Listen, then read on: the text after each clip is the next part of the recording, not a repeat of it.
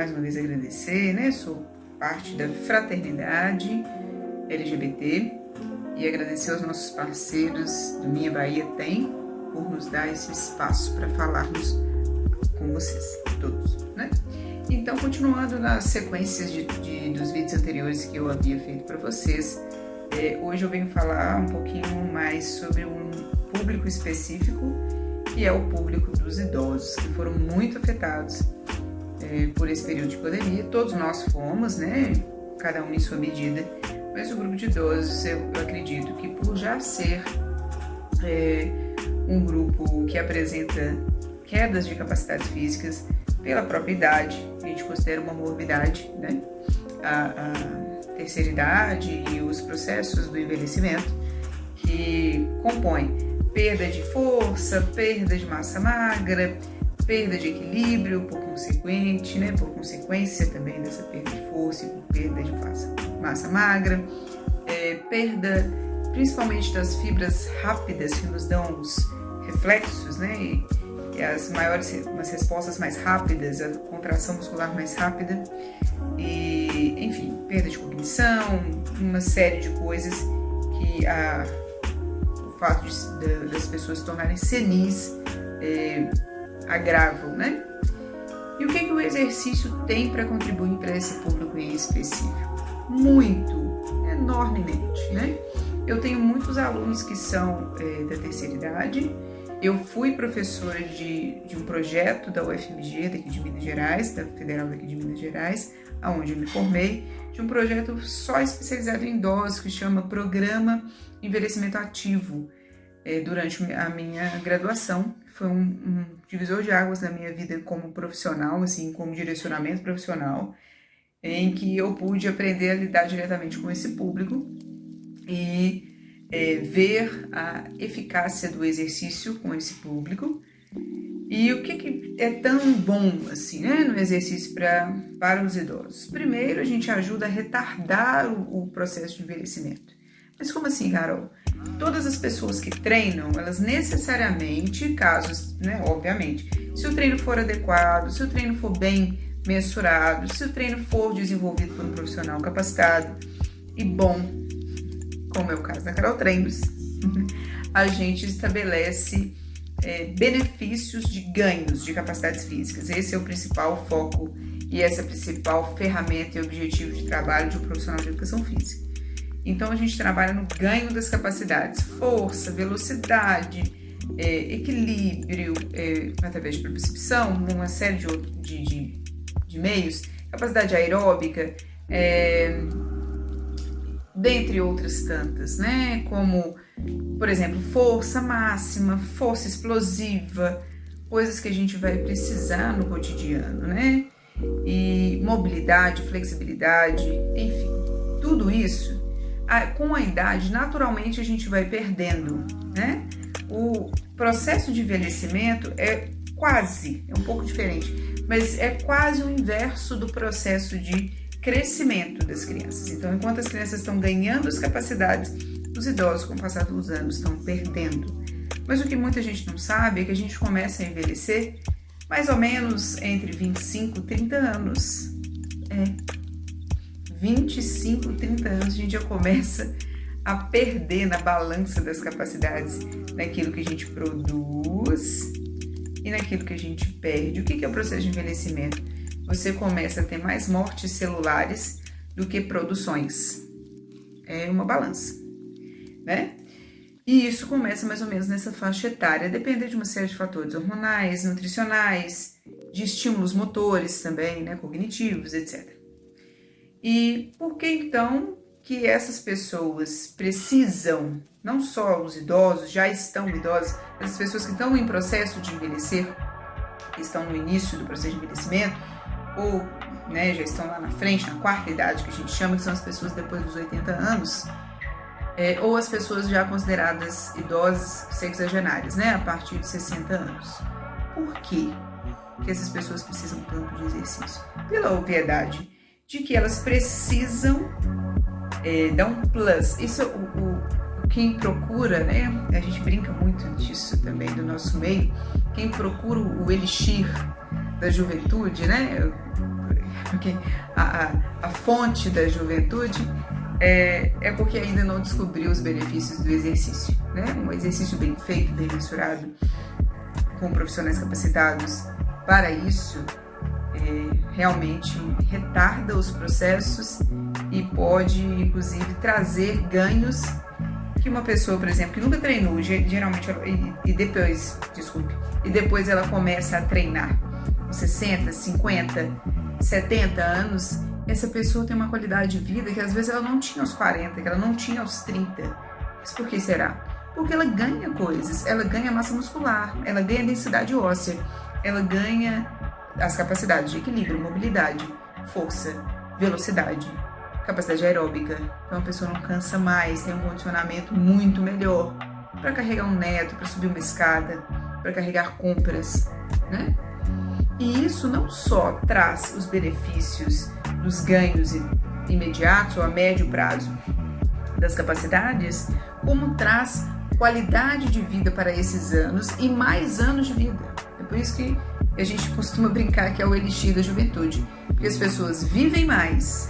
Isso é estatístico, isso é facilmente mensurável por estudos científicos, que as pessoas vivem mais e vivem com mais qualidade de vida, ou seja, com menos necessidade de ir ao médico, com menor necessidade de consumo de remédios, né, de fármacos, porque a única coisa comprovadamente equiparada ou muito próxima, né, com as suas devidas proporções ao tratamento medicamentoso, ao tratamento farmacológico, é o tratamento do movimento, o tratamento do exercício. O nosso corpo ele foi feito para o movimento, eu volto a afirmar isso, como afirmei nos outros vídeos. E o movimento traz a ele a produção de várias substâncias, as quais favorecem o retardo do envelhecimento. Então, naturalmente a pessoa vai perdendo a massa magra. Quando você faz uma musculação, naturalmente, se ela treinar direitinho, ela vai ter o estímulo hormonal da produção de testosterona, de GH, enfim, que vai produzir neurotransmissores e etc., que vão aumentar o volume muscular, a seção transversa vai aumentar, né? Então, o que acontece? Uma pessoa que era para estar muito mais atrofiada não está. Então, a idade biológica dela muda, mesmo de verdade. Então, uma pessoa que era para estar com uma idade biológica, se ela não fizesse nenhuma intervenção de exercícios, vamos supor aí, mais ou menos 70 anos, ela consegue baixar essa idade biológica para uns 58, 59. Isso significa que ela vai conseguir viver mais e melhor, né? Claro que o exercício, ele não é um milagre, né? Assim, melhora muito. Às vezes a gente acha que é um milagre, mas melhora muito o condicionamento, a força, a disposição. Enfim, né? Tem fatores, inclusive, que ajudam na melhoria do sono, na melhoria do sistema digestivo, digestório, né? Ajuda também no controle do estresse. Então, os benefícios são inúmeros. E nas idades mais avançadas, é muito comum ter pessoas mais depressivas, porque a gente vai ficando sozinho, né? A terceira idade ainda tem isso, a gente vai perdendo capacidades, ficando mais frágeis, fisicamente mais frágeis, emocionalmente mais frágeis.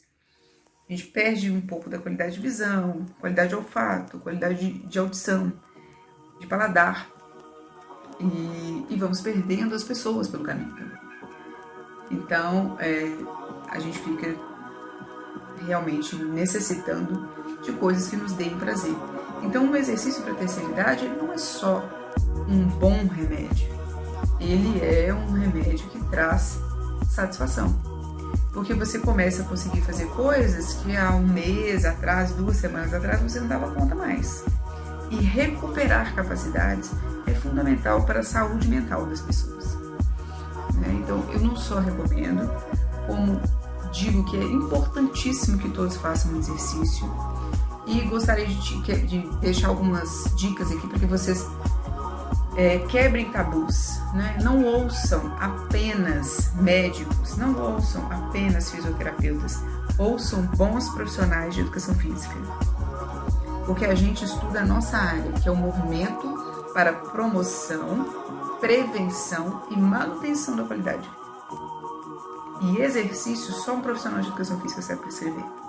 Um fisioterapeuta não sabe, um médico não sabe, um nutricionista não sabe. Eles têm excelentes funções e essenciais funções, mas a função de prescrição de exercícios é do profissional de educação física, né?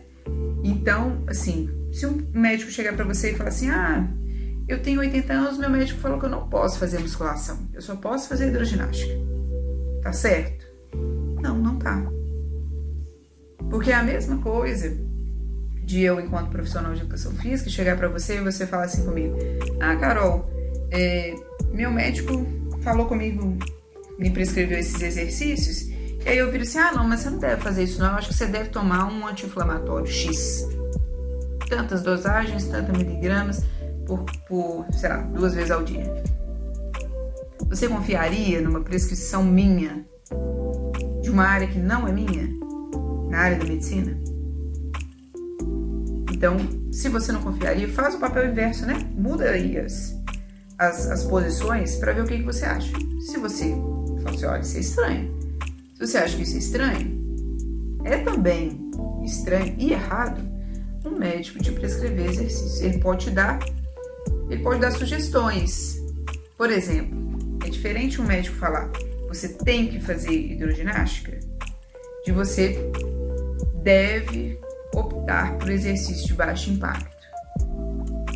Beleza. Ele chega, né? Isso vai chegar para mim, por exemplo, profissional de educação física, com o celular do médico. Eu vou ver lá, olha, ela não pode lidar muito com o impacto, por causa desses motivos. Aí eu vou dizer, olha, interessante, então nós temos que primeiro fortalecer a musculatura, para depois, se for o caso, progressivamente a gente começar com pequenos impactos. Por quê? É outra coisa super interessante. Vocês sabiam que para síntese de cálcio nos ossos é necessário um pouquinho de impacto? Obviamente, gente, guardando todas as precauções. Eu tenho artrose, eu tenho joelho assim, eu tenho condomalácia, eu já vou direto fazer uma aula de jump. Não, aí realmente você está querendo se machucar. Mas, vamos começar com uma plataforma vibratória, por exemplo. Travalinhas. Vamos começar com uma pequena marcha amassando o chão. Vamos começar com a flexão plantar. Pode fazer? Pode. Vamos começar com pequenos movimentos de força excêntrica. Pode? Pode. São impactos baixíssimos, mas que vão te dando pequenos estímulos que facilitam a absorção do cálcio. Mas por que isso acontece, Carol? Vou fazer uma breve explicação. Porque imagina o cálcio como um monte de pontinhos de areia dentro do corpo. Aí você sacode, você bate assim em cima dele, ele não fica mais compactado. Essa é a ideia, né? Ele vai conseguir entrar mais nos ossos e ficar mais denso, ajuda a densidade óssea. E é fundamental que a musculatura esteja bem desenvolvida também, para que o impacto seja distribuído por todas as estruturas, né? Então é isso, gente. Vamos dar importância. As profissões têm que se adaptar às novas eras. A nova era é a era das pessoas mais idosas. Né? Em 2050, a pirâmide etária do mundo vai estar totalmente voltada para a terceira idade. Cada dia mais nascem menos pessoas e cada dia mais vive-se mais. Então as pessoas de hoje tendem a viver mais do que as pessoas de 20, 30, 40 anos atrás. E quem vai cuidar dessas pessoas? Todos os profissionais da saúde. E a gente tem que estar adaptado a isso, né? Porque a fisiologia, o modo de se expor ao mundo e de se relacionar com as coisas é muito diferente de uma pessoa de 70 anos para uma pessoa de 50. Se a minha perspectiva de vida 40 anos atrás era de 50 anos, eu era considerada idosa da época, né? Hoje uma pessoa de 50 anos é uma pessoa muito jovem ainda, né? E o que mudou? Mudou tudo. Mudou a relação que nós temos com o exercício, com a alimentação, com a vida. Então fica a dica, procurem profissionais de educação física capacitados, me procurem, vamos trocar uma ideia, estamos à disposição de vocês, todos nós aí da fraternidade. E mais uma vez, muito obrigada ao site Minha Bahia Tempo, que nos dá essa oportunidade de falar com as pessoas sobre os nossos trabalhos. E é isso, estou à disposição, me procure nas redes sociais, Carol Treinos, estamos juntos.